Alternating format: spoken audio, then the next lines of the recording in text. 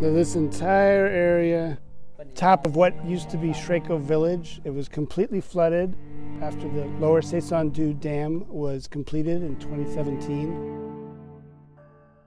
The lower Sesan-Du Dam is one of the widest dams in Asia. The project is part of the Chinese government's mammoth Belt and Road Initiative, an investment and infrastructure project that the government began in 2013 to advance Chinese foreign policy interests globally.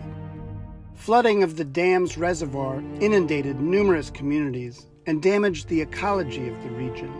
In addition, about 5,000 people, mostly indigenous or ethnic minorities, lost their homes. Most of the villagers didn't have appropriate compensation. Some who were relocated now live in an area quite far from here and pretty disappointed about what happened to their village. Much of the damage and devastation the dam would bring was known before it was built, and locals voiced their concerns even then.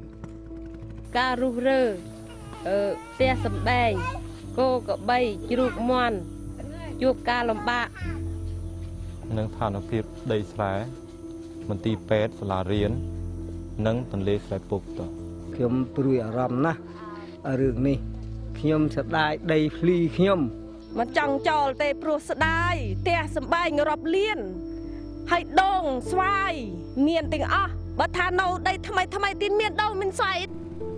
Many of those displaced were moved to areas that lacked clean water and the soil was not well suited for farming.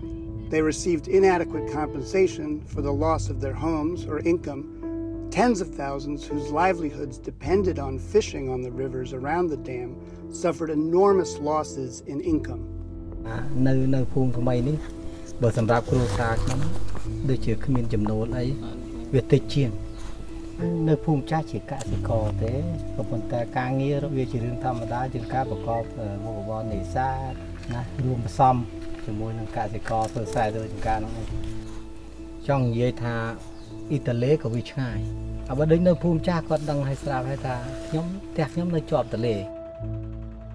The dam has decimated the fish population in a country where fish makes up 60 to 75% of the protein of the Cambodian diet. So we're in a village on the Shreko River. Some villagers said they used to catch up to 40 kilos of fish a night. Now they sometimes struggle to get 10, often less than that.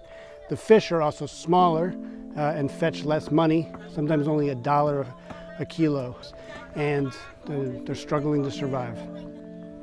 The companies involved in the lower Sesan-Du project, as well as the Cambodian and Chinese governments that authorized the project, should review the project's impact urgently and allocate significant new resources to remedy the harms they've caused.